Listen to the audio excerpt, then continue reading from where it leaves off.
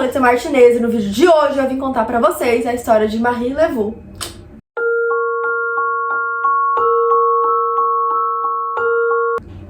Antes do vídeo começar, eu peço que vocês já se inscrevam, deixem seu like, compartilhem com um amigo e comentem se você tem alguma ideia, algo que vocês querem que eu traga. Comentem, eu tô sempre pelos comentários, eu tô sempre respondendo, então comentem. Marie Laveau, também conhecida como a Rainha do Voodoo, foi uma ocultista estadunidense do século XIX que deixou um legado gigantesco e até hoje se ouve falar sobre ela. Não se sabe ao certo a sua origem e o ano exato do seu nascimento, mas suponha-se que foi em 1801, em New Orleans, Louisiana, lá nos Estados Unidos. Sua mãe era uma africana ex-escravizada chamada Margaret de Cantel e o seu pai, Charles Laveau, foi o 5º prefeito de New Orleans. Não se sabe ao certo sobre sua infância, mas dá pra imaginar que ela cresceu em um meio de muito dinheiro e em pessoas influentes, né, ao seu redor. Então ela tinha muito conhecimento. A mãe e a avó da Marie eram sacerdotisas do voodoo.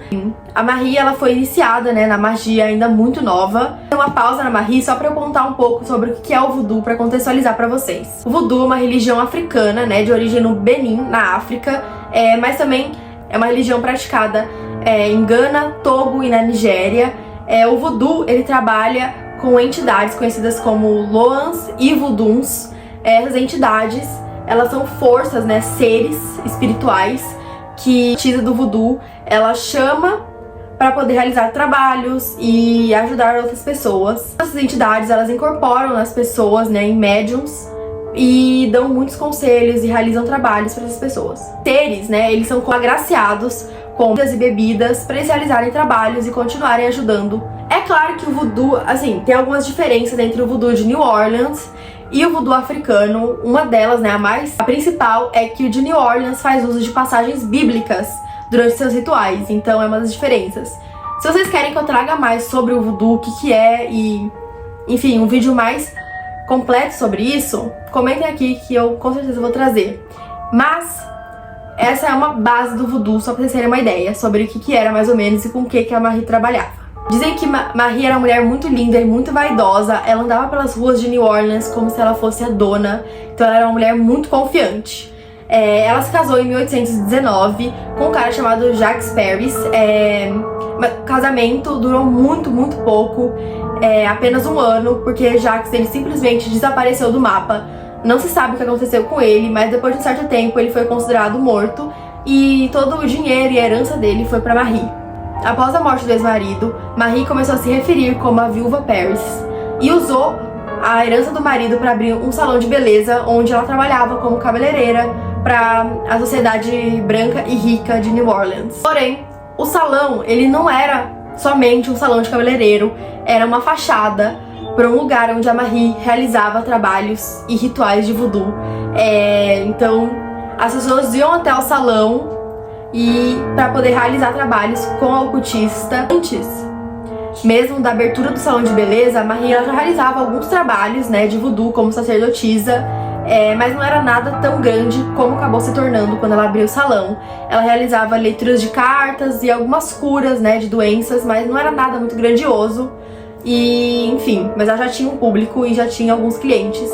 Alguns dos trabalhos realizados por Marie eram trabalhos de curas de doença, como eu disse, leituras de tarô. Ela realizava trabalhos amorosos para trazer pessoas, né, a pessoa desejada, trazer o amor.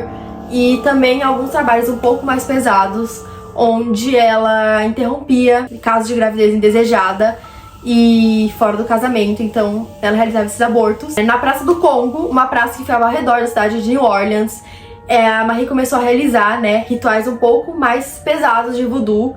Aos domingos na praça, ela realizava um ritual onde ela sacrificava galos e bodes e ela usava e jogava esse sangue, né, desses animais nas pessoas a fim de purificá-las, né, tirar a energia negativa. E nesses rituais também as pessoas ficavam meio que em transe e outros tipos de magia eram realizados. Nessa mesma época do salão de cabeleireiro, a Marie, ela abriu um bordel e dizem que por isso, por conta desses bordéis, do bordel, ela tinha, né, muitos clientes homens e nesse caso os abortos que ela fazia era a partir desses homens. Dizem também que por conta desses trabalhos, né, de aborto que a Marie fazia, ela foi amaldiçoada e ela não poderia ter filhos. E se as crianças nascessem, elas não viveriam mais do que 2 anos de idade.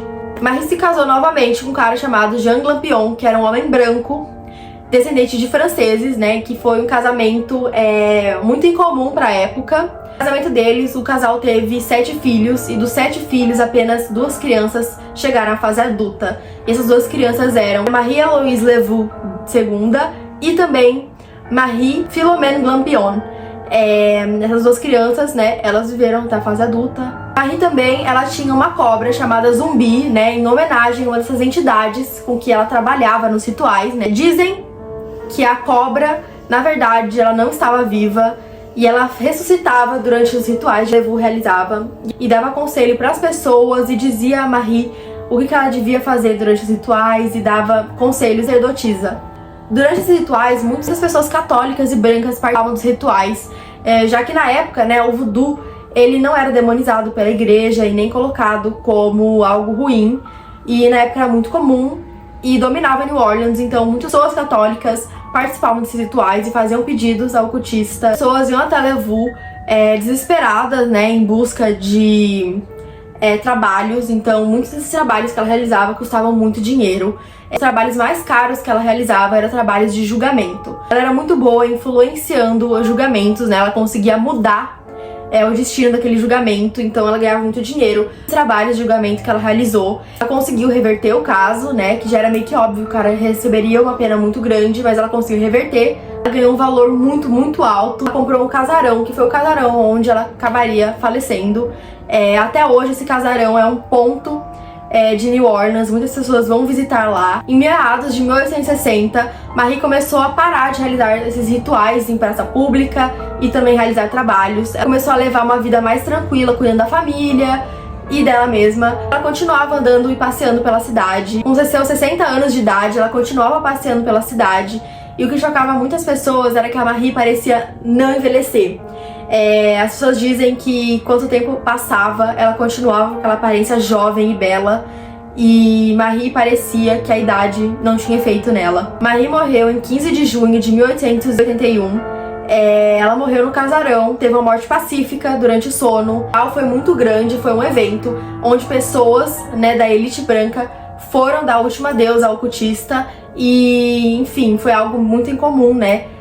Uma mulher negra fazer tanta história, tanto que pessoas da elite branca de New Orleans foram visitar ela, né, foram dar o último adeus. Então ela teve um legado muito grande. O local da sua sepultura ainda é desconhecido, mas a localização mais aceita é o cemitério de St. Louis. Muitas pessoas, até os dias de hoje, elas vão visitar a sepultura de Marie e desenham um X na lápide dela. Dizem que se você desenhar o X, ela concede 3 desejos à pessoa. Então, até os dias de hoje, muitas pessoas visitam a sepultura dela a fim de ganhar seus 3 pedidos. Mesmo após sua morte, muitas pessoas afirmam terem visto Marie andando pelas ruas de New Orleans. Há teorias de que era porque, como ela trabalhava, né, com o oculto, ela tinha um espírito muito forte, então era como se ela nunca tivesse partido. Outras pessoas dizem que isso é balela, que na verdade não era Marie que eles estavam vendo, e sim a filha dela, Marie Levou II. Falando na filha de Marie Levou II, ela continuou o legado de sua mãe, continuou realizando trabalhos como sacerdotisa do voodoo, mas ela nunca foi tão aceita como a mãe.